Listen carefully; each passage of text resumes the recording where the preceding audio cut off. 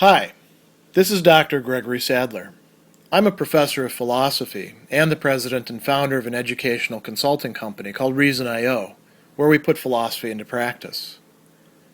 I've studied and taught philosophy for over 20 years, and I find that many people run into difficulties reading classic philosophical texts. Sometimes it's the way things are said or how the text is structured. But the concepts themselves are not always that complicated, and that's where I come in. To help students and lifelong learners, I've been producing longer lecture videos and posting them to YouTube. Many viewers say they find them useful. What you're currently watching is part of a new series of shorter videos, each of them focused on one core concept from an important philosophical text. I hope you find it useful as well. Early on in the Ethics of Ambiguity, you'll see that Simone de Beauvoir talks quite a bit about the Marxists. And before we go on to look at what she has to say, we really need to stress that Marxism is not a monolithic, you look at a Marxist over here and know everything about Marxists over here sort of phenomenon. And so it's always important to contextualize by thinking about the situation in which an author is writing if they're talking about Marxism. I think particularly for an American audience where there's never really been a strong Marxist movement and where they've been rather underrepresented, you could say, in the humanities. In general, there's been many people on the left, but most of them not really Marxists. It's important to understand that the Marxists were a significant, a serious force, not just politically, not just economically, not just socially, but also intellectually in the time that de Beauvoir is writing in France in particular. And she also traveled to places to observe how Marxism played itself out in practice over the course of her life. So when she's talking about the Marxists here, she means people both outside and within the academy who have a pretty substantive way of looking at things and a program in mind, politically, culturally, socially. So when she's considering the Marxists here, she is examining their point of view in relation to the issue of freedom, and you might say by doing that, choice and ambiguity as well. And she's doing a little bit of compare and contrast and also a bit of criticism. Now, the Marxists criticized the existentialists as philosophy of freedom that was essentially enshrining bourgeois values and virtues on the one hand, or allowing too much scope for freedom on the other hand, all of which is really kind of illusory. And at the same time, there was a lot of back and forth between the Marxists and the existentialists, since they did recognize some points in common. She thinks that Marxism and existentialism share in common, in particular, this notion of situation. And so we should talk a little bit about that. We can talk about a general human condition, right? But we always exist in determinate situations in which we have to make decisions. We don't have entire information about the whole world and everything that we're choosing. There's a lot of ambiguity on multiple levels. This is the nature of human beings. This is the human condition where human beings exist. And the situations themselves are not from like a panoply or book that has all of the 12 or 48 or 246 situations of human beings listed. There's new ones coming into being all the time. And so both existentialism and Marxism are recognizing this, and they're also recognizing what she calls a separation. If we refer back, what does that separation mean?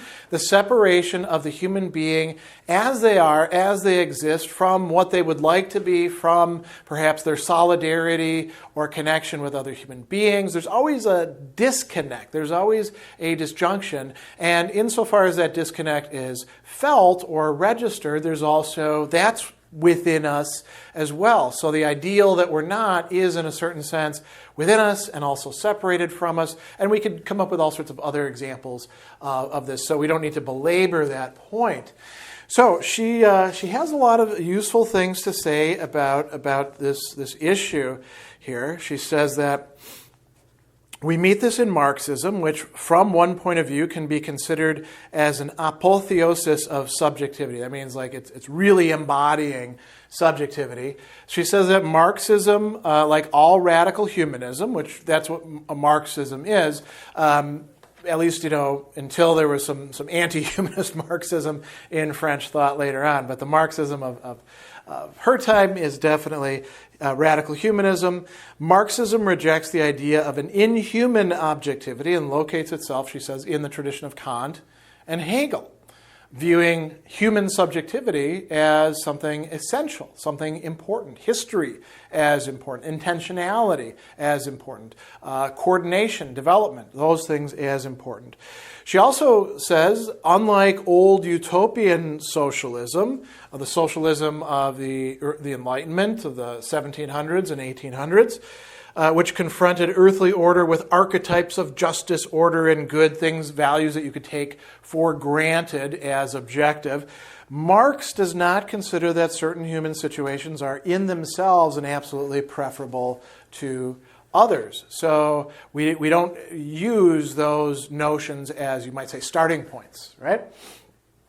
What do we do instead then? Well, how does the Marxist understand things? The needs of people. Now, you could say, well, there's a reduction to economic needs, and that is true, although within the Marxism, as we see it develop, of her time, there's more than just economics at play. There's also the need for recognition. There's the need for, a certain kind of security, you might say, for being involved in decision-making, right? So the needs of people, the revolt of a class. Marxism, in a certain sense, is kind of a universalistic philosophy, as a social philosophy, but it's always coming back to who is being exploited, whose labor and life is being consumed for the benefit of who else? How are these processes, which don't have to be set up this way, how are these processes constituted? How are they reproduced? That's part of what Marxism is focusing on, and they call that class, back in classical Marxism, the proletariat, the working class, the people who are more and more impoverished, more and more treated as just machines or animals, not as human, more and more finding their consciousness framed within the situation that they're in. And so the revolt is an action against this. It blows things up, including the way to look at things. And these, as she says, for Marxists, these define the aims and goals. She says it's from within a rejected situation. In the light of this rejection, a new state appears as desirable. So, you stop taking capitalist economics and social organization for granted, and you say, well, wait a second. Why do things have to be set up this way? And this is a common phenomenon, right? People attain consciousness of their situation. And then once that's attained, then they can begin desiring and therefore acting differently. So she says, only the will of human beings decides. It's on the basis of a certain individual act of rooting itself in the historical and economic world that this will thrusts itself toward the future and chooses a perspective where such words as goal, progress, efficacy, success, failure, action, adversaries, instruments, and obstacles have a meaning. This gives them a meaning. Then certain acts can be regarded as good and others as bad. So far, it looks like there's a lot of, connections between existentialism, which also rejects any a priori values or goods and says we have to discover these as human beings, and Marxism. It looks like Marxism is just detailing a way in which this happens, right? So, as she says, the goal and meaning of actions, then, is defined by human wills. Here's where the difference begins to arise, though. She says, in Marxism, if it is true that the goal and meaning of action are defined by human wills, these wills do not appear as free. So that is, so as we say, some serious daylight between the Marxist doctrine and the existentialist doctrine. The existentialists say that our wills are indeed free. They're not free in the sense that we can automatically choose to undo everything we've done in the past, or as we say here in America, anyone can become president, right? Your will does not actually extend to that. You can aspire to it. That's certainly something within the scope of your will. But the existentialists were never committed to, crazy notions of free will. They just say we exist as a freedom. We have choices. Even if they're choices that seem rather restricted, they are still choices within situations. The Marxists say, yeah, it's really an illusion. What's really going on here is class consciousness, or what they called, the ideological superstructure, the realm of all, not just ideas, but also institutions like, philosophy, art, law, culture. All these are really being determined by the economic basis as it works out its contradictions, as new developments arise. You don't really have a free will. You might feel like you do, but you don't really. So she says, these are the reflection of objective conditions by which the situation of the class or the people under consideration is defined, right? So in the present moment of the development of capitalism, the proletariat cannot help wanting its elimination as a class. Now, you might say, well, why would the proletariat want its elimination as a class? It means your life no longer sucking, right? Because that's what it means to be the proletariat, is you have very little control over the conditions of your life. You're ranked very lowly in the social structure. Yourself and your children will have very little opportunities and options, and you get your life sucked out of you for the benefit of other human beings who you may never actually see. Why wouldn't somebody who becomes conscious of that as a fundamental human dynamic say, that sucks, let's not do that anymore? That is, what's at stake for the proletariat. The question that de Beauvoir is concerned with is, does the proletariat make any contribution in deciding this on its own, or is that just they happen to become aware of their situation and by a sort of mechanical, there's no way out of it necessity, they now desire this and they now work for this? Because the Marxists are depicting it that way. So wills are merely the reflection of objective conditions, or as she'll say a little bit later, revolt, need, hope, rejection, desire are only the resultants of external forces. And then here's a wonderful line. The psychology of behavior endeavors to explain this alchemy. And I like that because, in a lot of cases, Marxist theory is kind of like alchemy. It's very interesting, but you're not sure, where things are actually connecting with the supposed realities that we're looking at in such a hard-nosed way, right? There's a lot of idealism, you could say, in classical Marxist analysis. Now, she goes on and she provides an existentialist critique of Marxism here in this place. And this is quite interesting. She points out a few important factors that are being left out. So the first one is that freedom and choice are still involved. How are freedom and choice still involved? Well, it's not as if you just read the Communist Manifesto and then start marching off, again, like some sort of insect or machine. You have to make a lot of choices over and over again. So she provides you with some examples of these. In order to adhere to Marxism, in order to enroll in a party and in one rather than another, to be actively attached to it, even a Marxist needs a decision whose source is only in himself. So, this is a typical existentialist movement to say, yes, you find Marxism to be the correct way to view things. Yes, you are choosing on that basis, but you have chosen the Marxism that you're following. And you can say, well, I was convinced by the data. I was convinced by, reading the manifesto, or by reading Capital, or by having it explained to me in this class or in this party session. And you can say, yes, you found that compelling because you chose to find it compelling. on some fundamental basis, you had to make a commitment, and that's okay. Just acknowledge that there's nothing outside of you that actually made you choose this, that ultimately it comes down to you perhaps saying something like, I don't like seeing people suffer unnecessarily. And Marxism seems to be a way to understand and address that. That's fine. That's coming from you, right? You acknowledge it, you take credit for it. That means that freedom and choice are still involved. She goes on and she says, this autonomy, and she uses that word, autonomy there, is not the privilege of the intellectual or the bourgeois. And this is, again, targeting Marxist ideas. The bourgeois is somebody who can be detached from things. They can feel like they're free. The intellectual is enjoying this privileged life as opposed to the poor working proletariat who can't stop working to think about these sorts of things. They get home and they're so tired. They just want to put their feet up, have a beer, watch TV, and then, hit the sack so they can get up the next day and do it all again. She ends up saying, no, the proletariat gets to decide for itself what kind of proletariat it's going to be. How do we know this? Because there's different kinds. She says it can let itself be lured on, as happened to the German proletariat. Who does she mean here?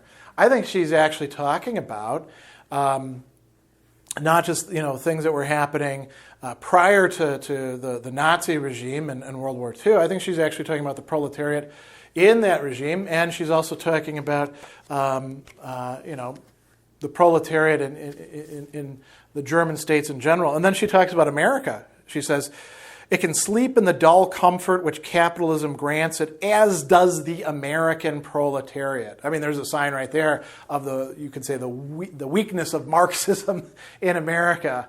And why did the proletariat sleep or doze off? Well, because it's being offered all sorts of consumer goods. It's part of a big social contract in which everybody's boats are going to rise, provided, of course, that you're of the right race. Because there are many people being excluded and terrorized on that basis at the time, right? So the proletariat itself decides what it's going to do, what it's going to be. So there's still freedom there. And then she says, in practice, Marxists actually do appeal to human beings as free agents. She says, they don't deny freedom. The very notion of action would lose all meaning if history were a mechanical unrolling in which we were only a passive conductor of outside forces. By acting, so that's one thing, by committing oneself in action, also by preaching action, the Marxist revolutionary asserts himself as a veritable agent. He assumes himself to be free. And then she goes on and she points out a third feature, right? So in acting, in preaching action, in advocating, and then in valorizing, we could say. She brings up the examples of moralizing in the ways of talking about people, taxing them with cowardice, lying, selfishness, venality, right? They very well mean to condemn them in the name of a moralism superior to history. So when we're saying bad things about people, these people should have stood up for the strike and they didn't. What a bunch of gutless bastards they are. You're actually saying they had a choice. They could have done things differently. They have freedom. Same thing when you're praising people and you're saying, courage, abnegation, lucidity, integrity, right? These are all good things. She says, it could be said these are used for propaganda, they're expedient language. This is to admit that this language is heard, that it awakens an echo in the hearts of those to whom it is addressed. You can't praise without there being something that you think there is to be praised. Even if you're praising falsely, just for propaganda purposes, you're still assuming freedom as a Marxist. So she's saying the Marxists are in contradiction with themselves, that the existentialist position, or some sort of fusion of Marxism and existentialism, would be more accurate portrayal of the human condition, which is one of freedom and choice, right, within situations. And the last thing that she brings up is that the Marxists also condemn philosophy of freedom on a different sort of ground. She says they declare authoritatively that the existence of freedom would make any concerted enterprise impossible. So any sort of committed or coordinated action, we can say. That's what concerted here really means. The idea here is that if you can't count on people's wills being basically determined, you can't get the Marxist project of revolt, of class, raising, of seizing the means of production, all these sorts of things. You can't get that off the ground. Why not? Because anybody at any moment could decide to follow their whims, because that's what freedom really comes down to, is you can decide to do things differently. So if you're supposed to strike, for example, maybe you show up, maybe you don't. Or maybe you cross the picket line, which would be even worse, right? Or you write a letter to the editor of the newspaper and you're like, this strike is awful, right? That's possible for people. And, the Marxists are worried about this. She says that according to them, if the individual were not constrained by the external world to want this rather than that, there would be nothing to defend him against his whims. And this is really sort of basically, you could say it's a mistaken understanding of human motivations. We're not, by opening the door to freedom, we're not just saying any possibility is substantively possible. We're saying things are possible. People choose between them, right? But they choose between them within situations. And so, she goes on and she says, Marxist thought hesitates, it sneers at idealistic ethics which don't bite into the world, but its scoffing signifies there can be no ethics outside of action. Not that action lowers itself to the level of a simple natural process. It's evident the revolutionary enterprise has a human meaning. And insofar as it has a human meaning, it involves freedom and choice. And the existentialist position, therefore, according to de Beauvoir, cannot be gotten rid of by the Marxist critiques of it. So she's saying that the Marxists are getting some things more right than other philosophical positions, but that existentialism really understands the situation more adequately.